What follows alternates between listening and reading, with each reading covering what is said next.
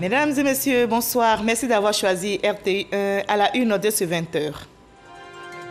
La Côte d'Ivoire dit non à la traite des êtres humains. Le pays vient de commémorer la journée mondiale contre la traite des êtres humains à Aboisseau. La voix des victimes nous guide, c'est le thème de cette édition. La ministre Belmondo Dogo appelle à aider et à protéger les personnes en situation de vulnérabilité.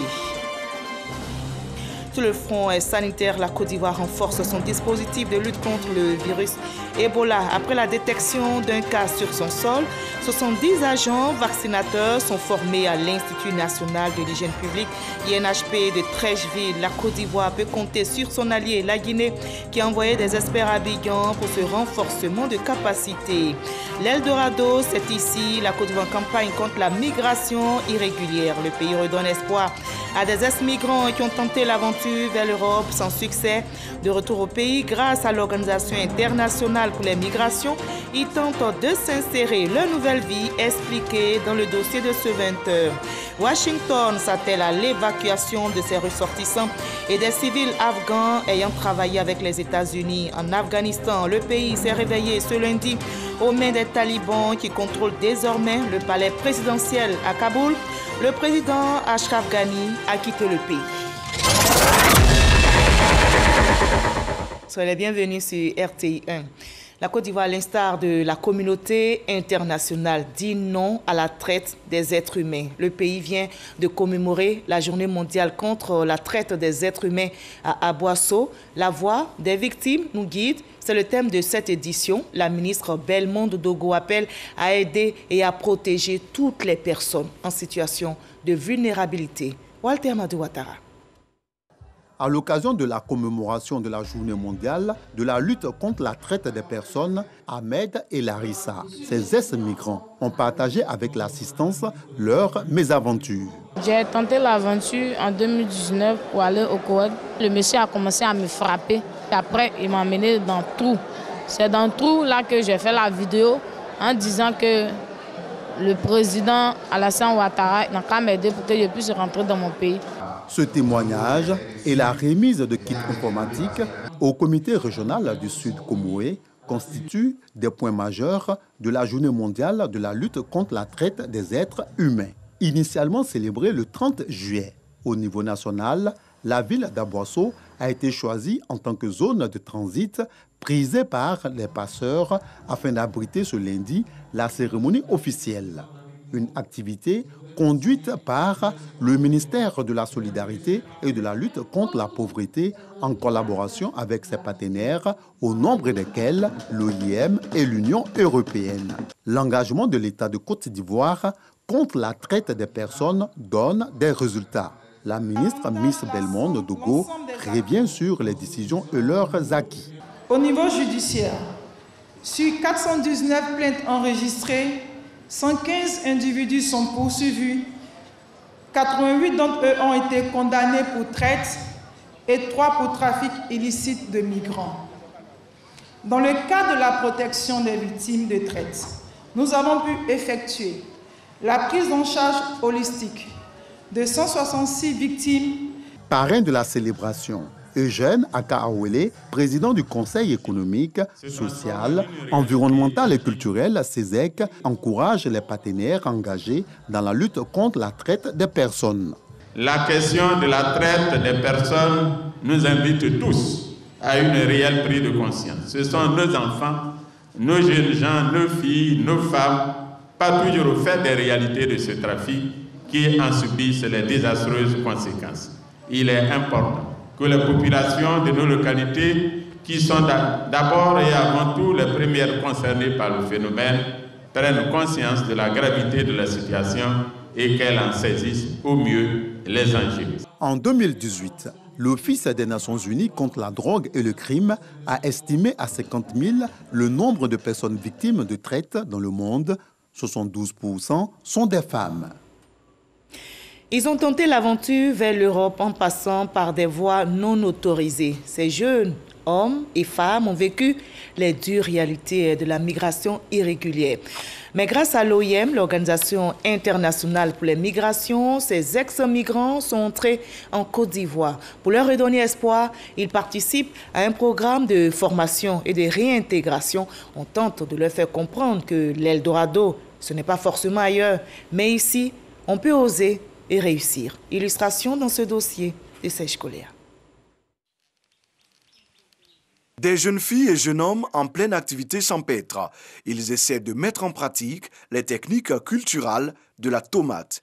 Techniques apprises pendant 6 mois au groupe des IAE. Cette école de formation, située à Azaguié, à 40 km d'Abidjan, est le point de chute de 100 ex-migrants. Après avoir vécu les péripéties et misères de l'aventure vers l'Europe, ils sont rentrés au pays grâce à l'OIM, l'Organisation internationale pour les migrations. C'est le cas de Sekou, 2 ans passés au Maroc, avant de renoncer. Je me suis rendu dans le local de l'OIM à Rabat. Et ils m'ont fait venir volontairement et ils ont décidé de nous intégrer. On fait la tomate ici au sol et de l'autre côté on fait le piment. On a aussi appris les pépinières de palmiers. Ça c'est la culture industrielle. Ici ils vont nous suivre jusqu'à ce qu'on ait la main. Depuis 2018, le groupe dirigé par Séraphin Koua, expert en entrepreneuriat, abrite et exécute le projet de réintégration des ex-migrants de retour au pays. Il est financé par l'Union européenne avec l'appui technique de l'OIM. C'est nous qui avons choisi les secteurs d'activité. J'ai choisi l'agriculture parce que Papa Oufoué disait que le succès de ce pays repose sur l'agriculture. Et je pense que l'agriculture est un secteur pourvoyeur d'emploi. Le bâtiment parce que tout est à reconstruire dans notre pays et je pense que c'est aussi un secteur pourvoyeur d'emploi. Concernant le choix, ce sont des migrants, donc c'est l'OIM qui fait le profilage. Ici, il n'y a pas que les ex-migrants. 50 jeunes issus de la communauté ont été intégrés. Chantal en est une. Elle a choisi la production animale option poulet de chair. Au quotidien, elle et ses camarades veillent à l'alimentation et à la croissance des poussins. Allez, venez manger. En fait, on a une relation intime avec le sujet. En les parlant, en les observant, parce que souvent ils sont malades et ils sont dans leur coin. Allez. Il n'y a pas de problème pour le moment. Ça va, tout va bien. 5 fermes, 2500 sujets, soit 7500 poulets de chair au total, livrables après 45 jours. Yves Rodrigue, l'encadreur, fait partie de la première promotion de 50 ex-migrants. Il connaît toutes les ficelles du métier et veut en faire autant pour ses élèves. On ne fait que donner ce qu'on a reçu de meilleur. Ceux qui vont prendre à cœur, c'est-à-dire suivre tout ce qu'il y a comme formation, pourront aboutir à un lendemain meilleur. Venu de Rubino, Jaurès est un jeune qui force l'admiration par son courage. Malgré son handicap apparent, il s'impose par la qualité de son travail. Son engagement est une vraie leçon de vie pour les ex-migrants. Ce que j'aimerais faire comprendre à mes frères, c'est qu'être un handicapé n'est pas une fatalité pour une personne. Quel que soit le domaine, j'arrive à m'exercer. On doit comprendre que même l'handicapé a sa place dans la société. À Zaguié, nous découvrons la culture du piment, appelé piment Bigson, une variété rentable pour les jeunes, déterminés à s'en sortir rapidement. Les gens demandent beaucoup sur le marché. Le prix minimum, c'est 2500 par kilo. Une personne qui veut se donner vraiment là, à moins d'un an, en tout cas, vraiment, il peut s'occuper de lui-même et à sa famille. Hein. Une autre filière prisée reste le bâtiment et les nombreuses spécialités qui en découlent. 75 jeunes, la moitié de l'effectif de ce programme, participent à la formation de type chantier-école, maçonnerie, carrelage, électricité, plomberie et les métiers du staff sont enseignés. À terme, les apprenants deviennent des maîtres artisans avec une autonomie totale. Lorsqu'ils sortent, vous pouvez les retrouver sur n'importe quel chantier, partout en Côte d'Ivoire, partout dans le monde. La formation prend également en compte l'aspect psychologique. Il s'agit de reforger le mental des ex-migrants et des éventuels candidats à la migration irrégulière. Chacun est venu avec une mentalité, les gens étaient découragés, il y avait la déception quelque part parce que vu ce qu'ils ont vécu de l'autre côté, ils étaient découragés de la vie. Donc on est passé par un développement personnel pour qu'il y ait une mentalité pour pouvoir faire ce projet-là. Malgré toute la bonne volonté des formateurs, certains jeunes abandonnent. Là où on parle, là, certains qui sont retournés, il y a certains qui sont repartis. Il y en a qui ne sont pas motivés. Il y a certains aussi pour des soucis de comportement peu recommandables ont dû se retirer du projet aussi. On a des indicateurs quand même. On se dit que pour être satisfait de la réussite du projet, il faut qu'on ait au moins un taux de moins de 10% d'abandon. Alors que nous n'avons pas encore atteint les 5% même d'abandon. Pour Séraphin Koua, ce programme novateur doit pouvoir inspirer un modèle à l'échelle nationale. On peut dupliquer ces résultats-là dans les 33 régions en Côte d'Ivoire. Ça nous fait beaucoup de jeunes qu'on peut insérer. J'encourage l'État à utiliser cette voie, cette approche. J'ai toujours été contre, je le dis aujourd'hui, qu'on remette l'argent directement aux jeunes. À Azaguié, l'espoir est de nouveau permis pour ces jeunes ex-migrants. Apprendre un métier, s'imprégner de notions entrepreneuriales pour ensuite se prendre en charge. Depuis 2018, 200 apprenants ont bénéficié de ce programme d'autonomisation des jeunes. Et voilà, quand on veut, on peut. L'Eldorado, c'est ici. La Côte d'Ivoire dit non à la migration irrégulière. C'était le dossier de ce 20h réalisé par Serge Coléa sur la vie des ex-migrants qui ont réussi à se réaliser dans leur pays. Et la Côte d'Ivoire est aussi au front contre le virus Ebola après la détection d'un cas à Abidjan. 70 agents vaccinateurs sont formés à l'Institut national de l'hygiène publique, INHP de Treichville, mise sur la vaccination des cas contacts. Et la Côte d'Ivoire, notre pays, peut compter sur son allié, la Guinée, qui a envoyé des experts ici à Abidjan. Salima Toutia. Premier cas de la maladie à virus Ebola déclaré, la réponse sanitaire s'organise. 70 agents vaccinateurs sont entrés en formation pour renforcer leurs capacités avec l'appui de 5 experts venus de la Guinée. Nous bénéficions de ce point de vue-là de la collaboration du bureau OMS de la Guinée pour nous faire bénéficier non seulement de leur expérience et de leur expertise, puisque la Guinée en est à sa 2e épidémie de maladie à virus Ebola, mais aussi pour transférer leurs compétences et nous aider donc dans le déploiement rapide du vaccin. Il est bon de rappeler que les 5000 doses de vaccins que nous allons donc administrer sont des doses qui nous sont prêtées par le gouvernement guinéen via le bureau de l'OMS en Guinée, dans le cadre d'un accord avec le bureau de l'OMS en Côte d'Ivoire et sur demande du gouvernement ivoirien. Pour le gouvernement, la vaccination reste la meilleure arme pour une réponse prompte et efficace. L'intérieur du pays sera pris en compte. Après Abidjan, nous allons cibler toutes les régions et districts sanitaires de la Côte d'Ivoire, en particulier toutes les régions qui sont situées sur le front ouest, pour que l'ensemble du territoire soit couvert de compétences à même de conduire cette vaccination de façon efficiente. Les autorités sanitaires rassurent quant à la prise en charge de la maladie. Des traitements contre le virus, notamment des soins optimisés, seront administrés en cas de besoin. Ne baissons pas du tout la garde dans l'observation des gestes barrières contre Ebola, également contre le coronavirus. Voyons les chiffres du jour en Côte d'Ivoire.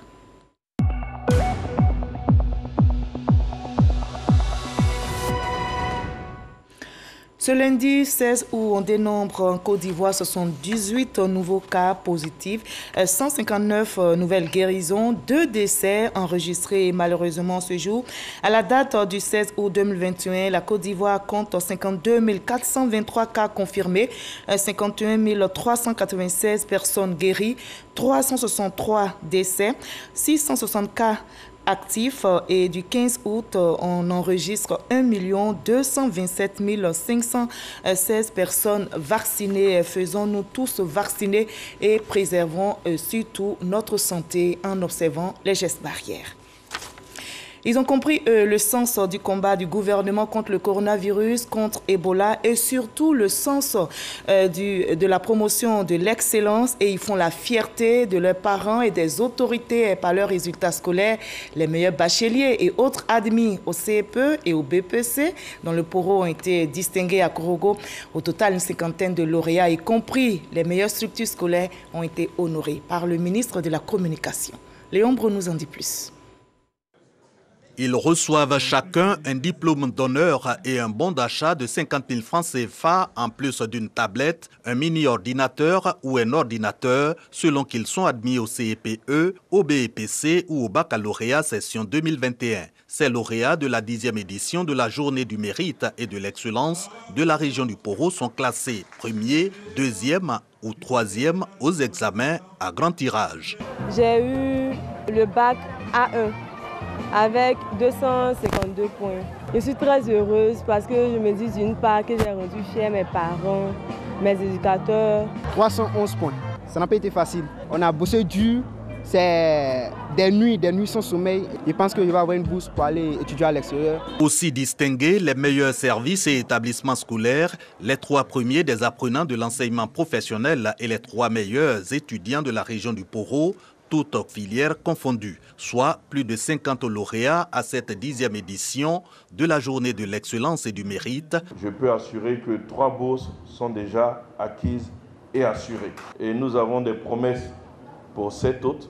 Je suis heureux que sur les 54 enfants qui sont partis, tous, pour le moment, nous font un parcours sans faute. Nous en avons un qui, après avoir fait les études de prépa au Maroc, vient de réussir le concours d'entrée à HEC, une grande école française. Il y a un qui a fini ses études et qui est rentré.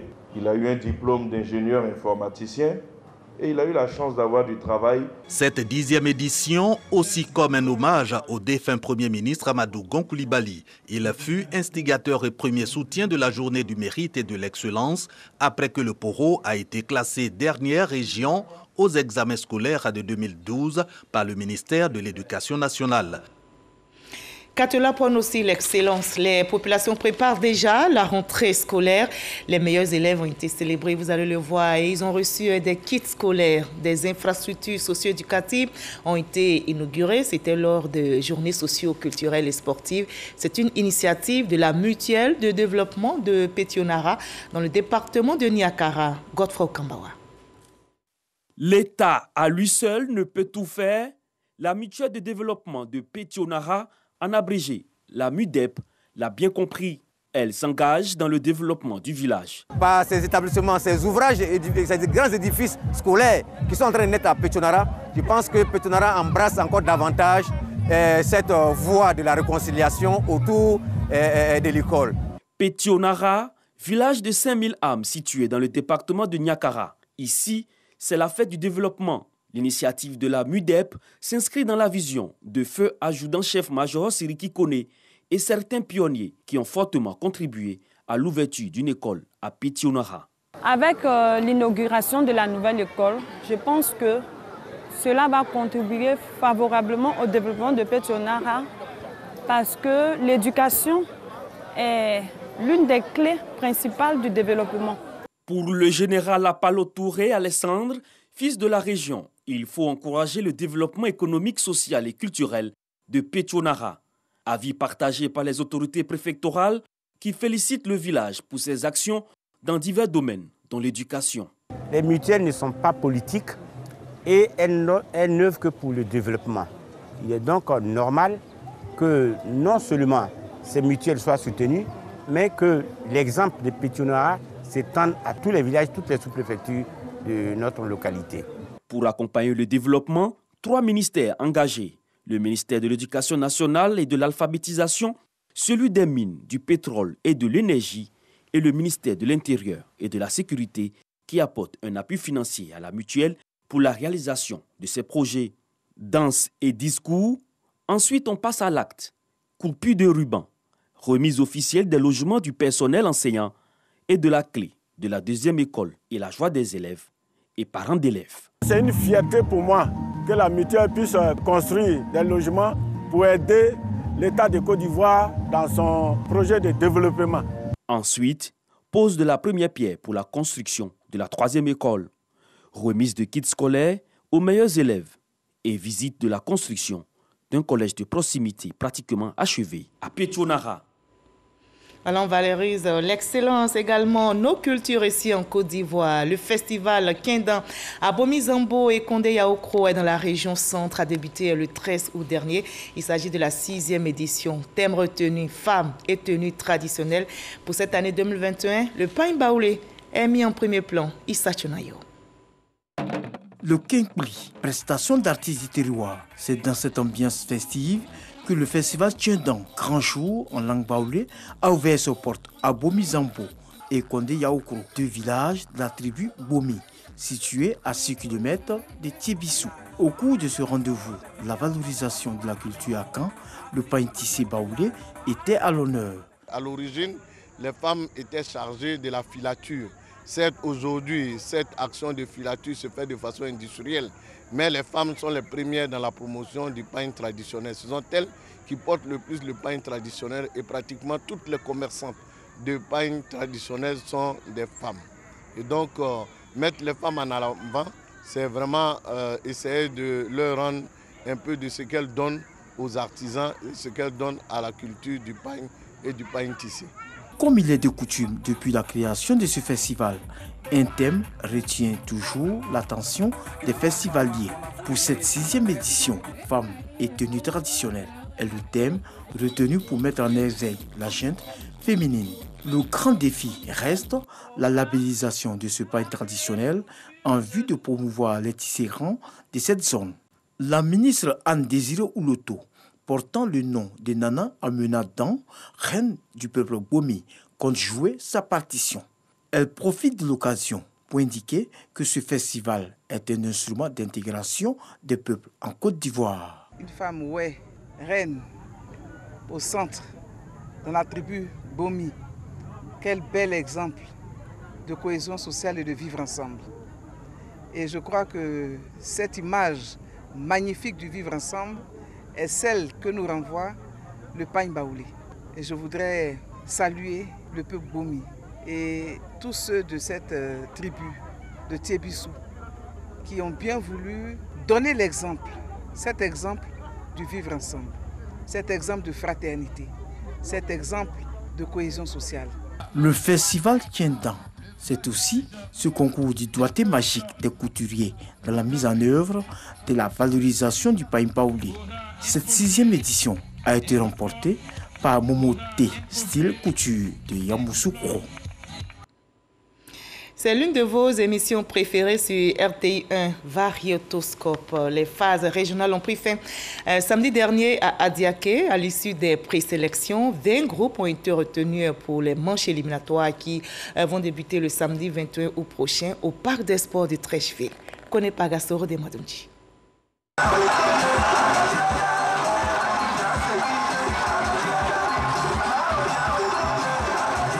Fini la tournée des phases régionales de la grande émission des vacances de la RTI Variétoscope 2021, ici à la place Alassane Ouattara d'Adiaké, localité située dans la région du Sud Comoé. À l'issue de ces présélections, 20 groupes ont été retenus pour les manches éliminatoires qui vont débuter le samedi 21 août prochain au Parc des Sports de Treichville. Opportunité toute trouvée pour l'équipe de production à sa tête, le producteur délégué Barthélemy Inabozouzoua d'interpeller tous les groupes qualifiés au respect strict des règles de l'émission. Il y a beaucoup de groupes qui ont utilisé les mêmes danseurs que dans d'autres phases éliminatoires et on les a sanctionnés pour cela. Je voulais simplement dire aux groupes qui sont qualifiés pour Abidjan qu'une fois que vous avez compétit et que vous êtes éliminé, vous n'avez plus le droit d'aller dans un autre groupe. Si vous allez, le deuxième groupe qui vous accueille, il risque d'être éliminé aussi malgré leurs efforts. C'est autour de la problématique une Côte d'Ivoire solidaire que sera organisée cette édition 2021. La raison. Ce sera un brassage des jeunes qui viennent de différents horizons et qui vont passer pratiquement 1 mois et demi ensemble au palais pour faire la fête. Une thématique fort appréciée par danseurs, chorégraphes, metteurs en scène, population, fans et groupes de soutien de Variétoscope. On n'a pas su qui était Gula, qui était Bété, qui était Agni, qui était Baoulé. Tout le monde était là. Ça m'a beaucoup plu. Les phases régionales des Variétoscopes à Adiaké, tout comme dans les 6 autres localités, ont bénéficié du soutien des autorités. On regarde avec beaucoup d'intérêt Variétoscope parce que c'est un moment particulier où après l'année scolaire, il y a des gens qui occupent seulement nos enfants. En cela, je voudrais remercier la RTI. Tous les groupes qualifiés pour les matchs d'Abidjan vont compétir sur la chanson Alaya Falla. C'est Dieu qui a le dernier mot de Kandé Kanté.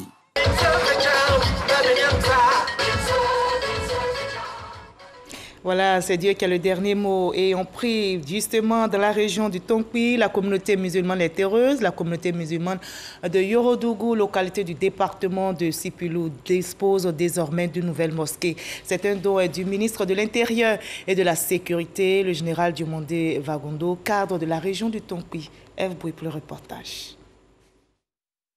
Une mosquée toute neuve pour la communauté musulmane de Yorodougou, une localité du département de Sipilou dans la région du Tonkpi. L'édifice religieux de 300 mètres carrés inauguré ce jour est un don du ministre de l'Intérieur et de la Sécurité, cadre de la région du Tonkpi. Un ouf de soulagement pour les fidèles musulmans de cette localité. Ils sont reconnaissants. Yorodougou est une toute petite sous-préfecture, une population qui a une très forte proportion musulmane, mais qui malheureusement n'avait pas de mosquée digne de ce nom. Nos parents priaient dans des bâtiments de fortune et aujourd'hui c'est avec fierté que nous sommes venus inaugurer cette maison de Dieu.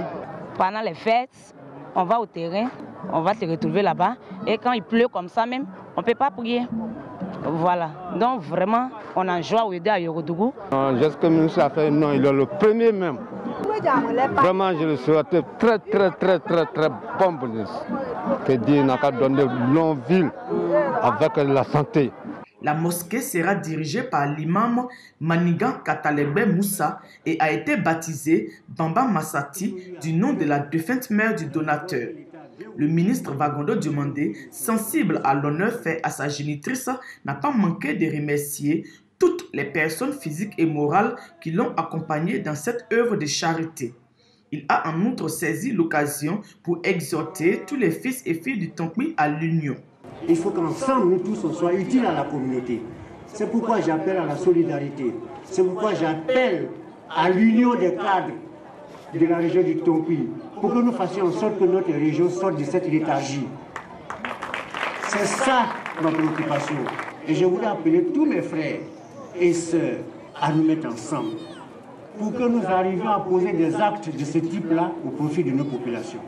Le coût total de réalisation de cette mosquée est estimé à environ 32 millions de francs CFA. Et la communauté chrétienne prie aussi pour la paix dans notre pays. Hier dimanche, les chrétiens du monde entier ont célébré la fête de l'Assomption. L'événement a été également commémoré à Lourdes. Cette fête qui marque l'élévation de Marie a été l'occasion pour l'archevêque de Paris d'inviter tous les pèlerins à plus de consécration à Dieu. Envoyé spécial à Lourdes, Grâce Kando.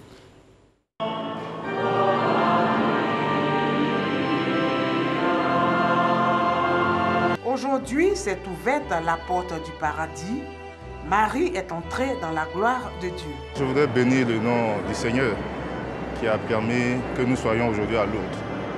Lourdes qui est une ville emblématique où la Sainte Vierge s'est manifestée depuis toujours, où elle est apparue, où elle a guéri des malades. Alors aujourd'hui, le Seigneur nous a permis d'être là pour encore venir lui rendre grâce pour tout ce qu'elle continue de faire. Nous devons vivre à l'image de Marie, elle qui intercédait toujours, qui gardait toujours les prières dans son cœur et les portait vers son Fils. Son Fils qui ne lui refusait rien pourra ensuite nous accorder les grâces que nous lui demandons. Nous aussi, nous prions afin que la grâce de Dieu se manifeste à nous par Marie. Basilique souterraine Saint-Pie X de Lourdes, c'est ici que la messe de l'Assomption a été dite, une célébration eucharistique présidée par Monseigneur Michel Aupetit, archevêque de Paris. Les fidèles chrétiens du monde entier, venus d'Afrique, d'Europe, d'Asie, d'Amérique ou d'Océanie, ont communié dans la joie et dans un grand élan de fraternité. La Côte d'Ivoire, comme chaque année, était bien présente à cette célébration. Chaque année, nous envoyons des pèlerins à Lourdes. Nous avons au total 230. Les autorités ivoiriennes, avec à leur tête le président de la République, est aux côtés de toutes les obédiences religieuses. Marie, Mère de Dieu, rejoint son Fils Jésus dans les cieux. Grâce à son ascension, le chrétien trouve en elle l'intercession nécessaire pour atteindre le Christ. La prière également en faveur du comité interparlementaire de l'UEMOA qui tient depuis quelques jours au Togo sa 48e session ordinaire autour du thème « Procédure de transposition des directives et rôle du comité interparlementaire ». En marge des travaux, une délégation des parlementaires a visité le chantier du futur siège de la Chambre régionale de l'UEMOA dont les travaux ont été suspendus. Abou Sanougop, le reportage. La délégation des parlementaires de l'Union économique et monétaire ouest-africaine sur le chantier du siège de la Chambre consulaire régionale de l'UEMOA. Un constat fait par les membres du CIP-UEMOA, le comité interparlementaire de l'Union économique et monétaire ouest-africaine. L'arrêt des travaux malgré l'expiration du délai du chantier. Le directeur technique des travaux évoque des difficultés liées à la disponibilité des ressources financières. Ayant constaté que certaines entreprises avaient des difficultés à avancer dans les travaux, et nous avions mis certains travaux en régie. Il s'agit notamment du gros œuf, et du lot électricité, du lot plomberie et du lot étanchéité, qui sont gérés par deux entreprises principales. C'est-à-dire que si le gros œuf n'avance pas, les autres lots ne pourront pas avancer. Aucune présence d'ouvriers sur le site depuis environ 7 mois. Gwankem Kosan Noël Touy, président du CIP-UEMOA, a donné des directives pour une reprise imminente des travaux. Ce n'est pas parce que le chantier est passé en régie qu'il faut exécuter comme cela. Il y a des principes, il y a des procédures qu'il va falloir respecter pour rester dans la légalité, la légitimité et la régularité de la dépense. C'est de cela qu'il s'agit parce que nous sommes inscrits dans une logique de la bonne gouvernance, de l'utilisation rationnelle des deniers publics au grand bonheur de la communauté. La commission a également été invitée à prendre des dispositions idoines pour faire avancer le chantier. La construction de la chambre consulaire régionale de l'UEMOA a démarré le 30 janvier 2018. À ce jour, l'on est à 41% du taux d'exécution avec un délai de 30 mois déjà consommé. Le coût des travaux de cet organe de contrôle est estimé à 8 milliards de francs CFA. En Zambie, le leader de l'opposition Hakainde Hichilema remporte l'élection présidentielle avec plus d'1 million de voix d'écart face à son adversaire, le président sortant Edgar Lungu. Ce dernier a reconnu sa défaite et félicité son opposant, le président élu Hakainde Hichilema, qui devient ici le 7e président de la République de Zambie. L'Afghanistan s'est réveillé ce lundi 16 août aux mains des talibans après la prise de nombreuses villes, dont Kaboul, la capitale. Le président Ashraf Ghani, qui a quitté le pays, a reconnu la victoire des insurgés et ces derniers contrôlent son palais. Washington s'attelle à l'évacuation de ses ressortissants et des civils afghans ayant travaillé avec les États-Unis. Le secrétaire général de l'ONU, Antonio Guterres, appelle à s'unir pour supprimer la menace terroriste en Afghanistan. Je vous souhaite la paix. Merci de nous avoir suivis. Très belle soirée. Prenez soin de vous.